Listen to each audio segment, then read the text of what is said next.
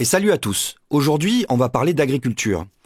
Une comparaison entre l'agriculture biologique et l'agriculture conventionnelle. Alors, j'ai horreur de ce terme, parce que pour moi, l'agriculture conventionnelle, c'est l'agriculture biologique, et je préfère l'appeler l'agriculture industrielle. Parce que notre espèce cultive la terre depuis quelques milliers d'années quand même, et la convention, c'est certainement pas de rajouter beaucoup d'intrants, bien au contraire. Bref. Donc, j'ai récupéré un rapport de l'Agreste, que j'ai vu passer forcément sur Twitter, qui compare les rendements des grandes cultures en agriculture biologique et en agriculture conventionnelle, plutôt industrielle. Je vais vous montrer aujourd'hui comment je réagis face à ce type de document et aussi qu'est-ce qu'on pourrait apprendre de ce qui est dit là-dedans. Allez, commençons tout de suite. Donc, des rendements en grande culture inférieurs en agriculture biologique et à ceux en conventionnelle. Quand je lis ce genre de titre, la première question que je me pose, c'est qu'est-ce qu'on sous-entend sous le terme de rendement. La première chose à faire, c'est à définir le rendement. Et je suis allé à la fin du document où il nous explique donc les sources et définitions, et très honnêtement, j'ai pas appris grand-chose. Enfin, si quand même. Donc il nous explique que l'enquête est menée sur les terres labourables réalisées chaque année par le SSP auprès d'environ 17 000 exploitations agricoles. Le champ de l'enquête est constitué des exploitations ayant fait une déclaration au titre des aides de la PAC, donc déjà c'est pas tout le monde. Cependant, pour l'année en cours, ayant déclaré au moins 5 hectares dans les cultures relevant du champ de l'enquête, soit une vingtaine de cultures, essentiellement les COP, c'est-à-dire céréales, oléagineux, protéagineux. Cette enquête est réalisée dans 73 départements, produisant au moins 95% de la production nationale pour chacune des cultures. C'est quand même assez représentatif. L'exploitation renseigne en particulier les rendements de l'année sur son exploitation, en indiquant si sa production est bio ou conventionnelle. Une exploitation en cours de conversion vers l'agriculture bio est considérée comme ayant une production en agriculture bio.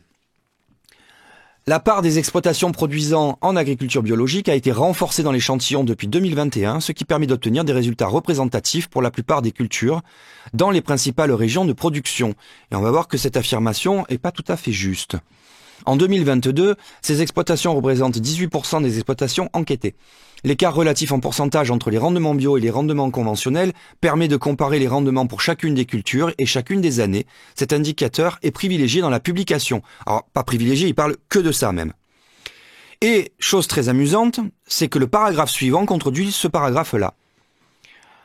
La différence de rendement entre la production en agriculture biologique et la production conventionnelle dépend de nombreux facteurs, je suis d'accord, que nous n'abordons pas dans la publication.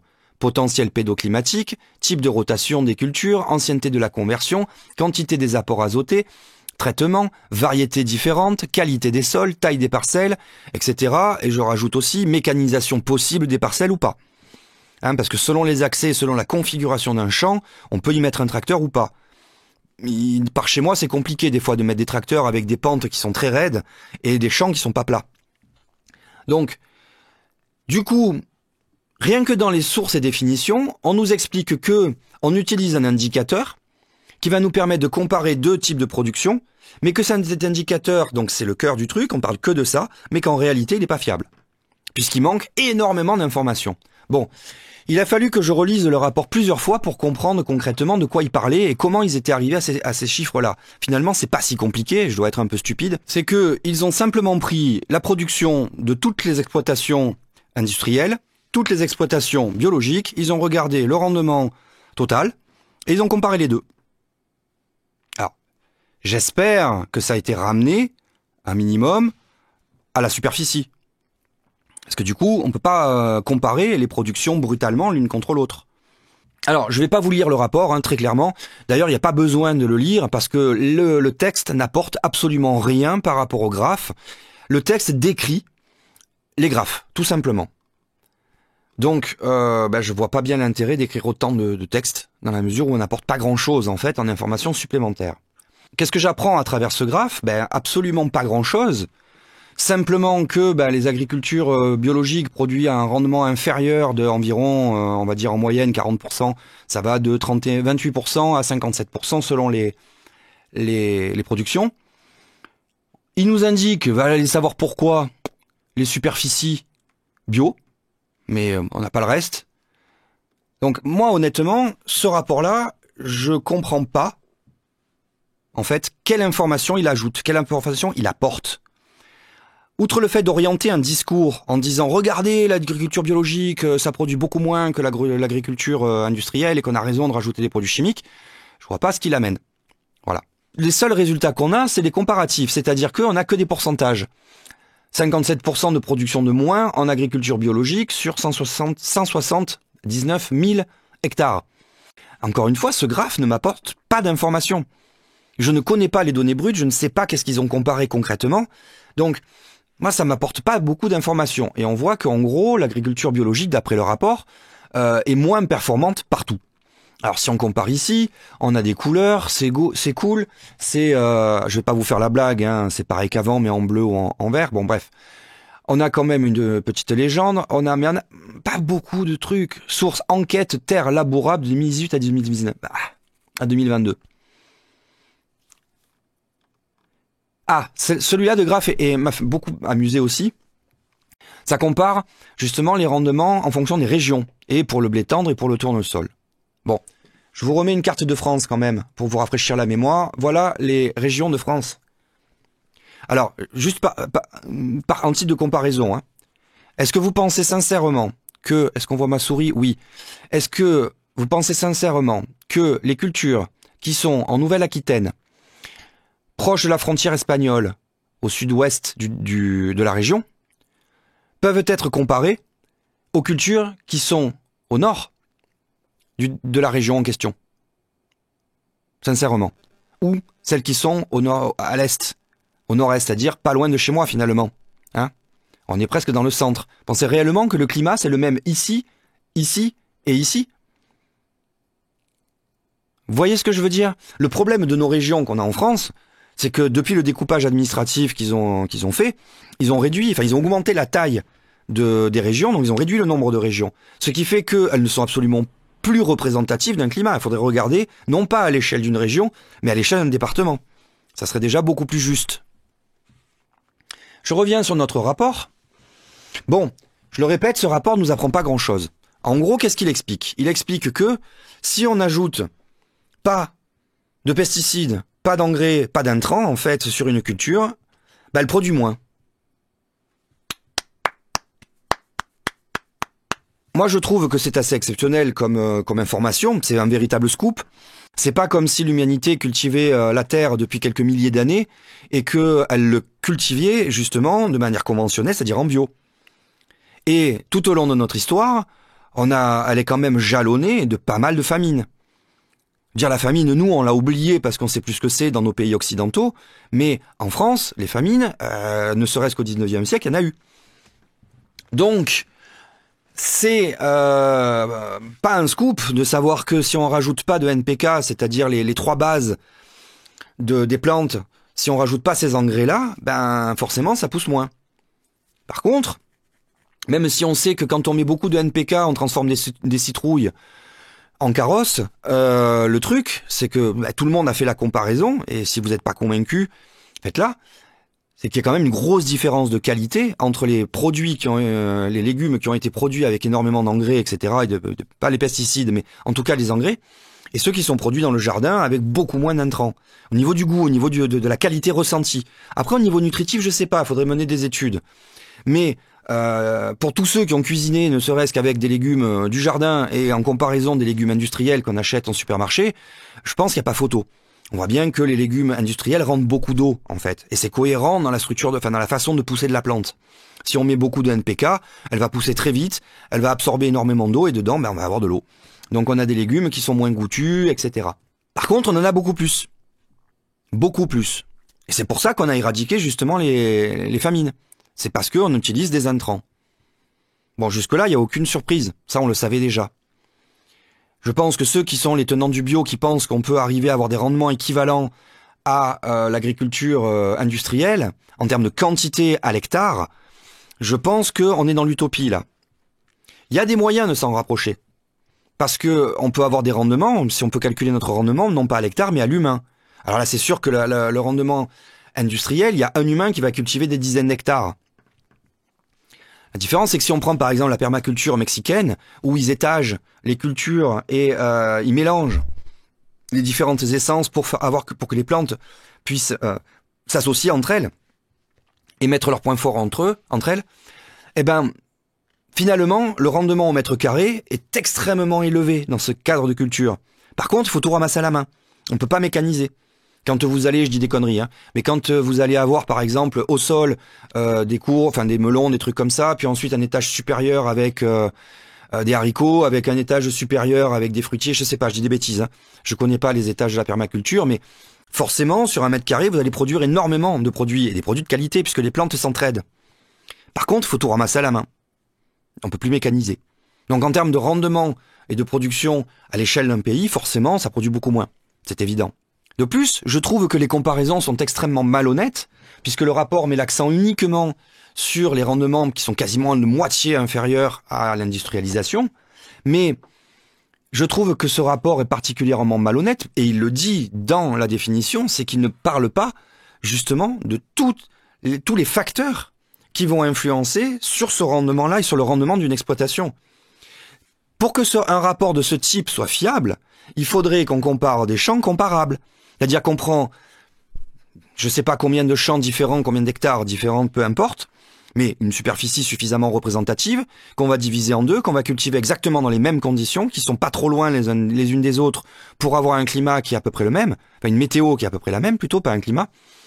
Et donc, là on va pouvoir comparer, concrètement, quel est le rendement d'une parcelle à l'autre, avec les mêmes méthodes, avec les mêmes outils, etc. La seule chose qu'il faut faire varier pour pouvoir réellement comparer deux productions, ça sera est-ce qu'on ajoute des intrants ou pas. Mais le reste doit être la même chose. Normalement, quand on compare, on essaye de limiter le nombre de facteurs qui sont différents. Or là, on a ce rapport-là n'a fait que prendre un rapport, un point commun entre tout et ignorer tout le reste. Donc, je suis désolé pour la Grèce, mais ce rapport est creux, il n'apporte rien, aucune information concrète, aucune information intéressante.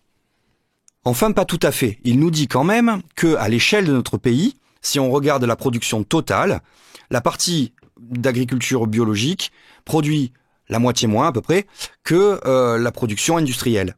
C'est tout. C'est la seule chose qu'on peut dire. Ça veut pas dire que le bio est moins bon que l'industrie. Ça veut dire que dans l'état actuel de la chose et en comparant uniquement ce facteur-là, à l'échelle de notre pays, le bio produit moins que l'industriel. Voilà. Voilà comment, moi, je vois ce type de document. Je répète, d'abord, je regarde les définitions pour savoir de quoi on parle. Et d'ailleurs, tiens, je fais il y en a qui ont dû relever, potentiel pédoclimatique. Alors, c'est rien de grave, c'est pas une insulte, c'est pas une accusation, rien. Alors, le potentiel pédoclimatique, en fait, c'est le climat qui est au niveau du sol de la plante. C'est la température, l'hygrométrie du sol, son humidité, etc., etc. Ce sont les facteurs climatiques, mais locaux, très centrés au niveau de la plante, au niveau du sol. Voilà, c'est ça la définition du truc. Je la connaissais pas, je suis allé la vérifier, hein, on est d'accord. Voilà. Lorsqu'ils parlent de grandes cultures, ils comprennent donc le blé, l'orge, les grandes céréales, les oléagineux, donc c'est les tournesols, colza, soja, et les protéagineux, c'est les pois et les féveroles. Bon, etc. Je trouve que ce type de rapport est particulièrement malhonnête et, pour le coup, je vais vous donner mon avis là-dessus. Nous ne sommes pas autonomes, nous n'avons pas de souveraineté alimentaire dans le pays. Je sais plus exactement combien on a de réserves. Il me semble qu'on a de l'ordre de peut-être 2 mois de réserve pour en cas de rupture d'importation. Si jamais il n'y a plus d'importation, s'il n'y a plus de pétrole, par exemple, si on ne reçoit plus de denrées de l'extérieur du pays, on va être rapidement dans une situation extrêmement difficile. À mon avis, ça va être la famine. Et croyez-moi, si vous habitez en ville, ça va être encore plus l'enfer. Je vais pas faire de prospective là-dessus, ni d'imaginer comment ça pourrait tourner, mais je vois pas, en tout cas, de bonne situation, en fait, si on n'a plus d'import. Quand la nourriture manque, les humains oublient leur éducation, le respect, le système, etc. Tout s'effondre, en fait, en cas de famine. Bref. Par contre, ce que je trouve particulièrement malhonnête là-dedans, c'est de mettre en exergue de cette manière-là la culture industrielle. Certes, elle produit beaucoup plus, mais il faudrait déjà, pour avoir encore une fois une comparaison quelque chose de comparable, il faudrait avoir qu'un seul facteur, ou comparer des exploitations qui sont comparables. Et ensuite, ce qu'il faudrait rentrer dans l'équation aussi, c'est qu'est-ce que ça coûte de produire de manière industrielle. Parce que la culture bio non mécanisée, on a beau dire qu'elle produit beaucoup moins, et c'est vrai, en tout cas en termes de superficie, je pense. Par contre, elle détruit beaucoup moins l'environnement. C'est-à-dire que quand on va cultiver en mécanisant beaucoup moins, on consomme moins de pétrole, on consomme moins d'intrants, donc tout ce qui est industrie pétrochimique.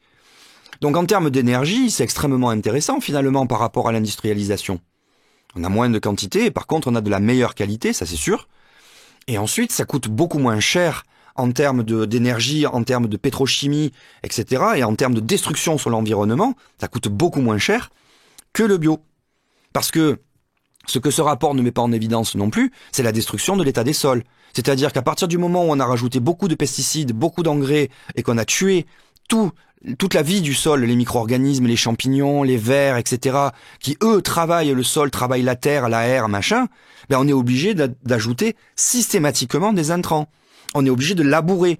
Parce que du coup, comme la terre n'est plus aérée naturellement par les vers de terre qui sont tous morts, ben forcément, il va falloir labourer, mécaniser. Et donc, on redépense de l'énergie encore pour pouvoir simplement remuer de la terre. Remuer de la terre, c'est-à-dire prendre de la terre qui ne devrait normalement jamais voir le soleil et la mettre au-dessus. Le labour, il faut pas descendre trop profond non plus, où ça détruit le champ. Sans oublier la consommation d'eau. Parce que quand le sol est rempli de champignons, justement, et qu'il y a toute la vie qui est dedans, il conserve beaucoup mieux l'eau que quand tout est mort. Parce que là, justement, c'est les champignons, entre autres, les micro-organismes, etc., qui vont conserver l'eau dans le sol, qui vont garder de l'humidité, et qui permettra de beaucoup moins arroser. Je pense que ce type de rapport de l'Agreste est un rapport qui est contre-productif. Il met l'accent sur le manque de production, il génère quelque part de la peur en faisant miroiter, si jamais on passait tout en bio, on serait forcément en famine, et il occulte tous les effets négatifs, tous les effets de bord qui font que nous sommes dans une boucle qui est destructrice. Et là, je vais vous renvoyer sur les positions et sur ce que dit la famille Bourguignon, Claude Bourguignon et sa femme, qui sont bien plus spécialisés que moi dans ce domaine-là, en tout cas. Voilà. Je ne sais pas ce que vous en pensez, n'hésitez pas à le dire en commentaire. Et puis je vous dis à une prochaine fois pour un autre sujet.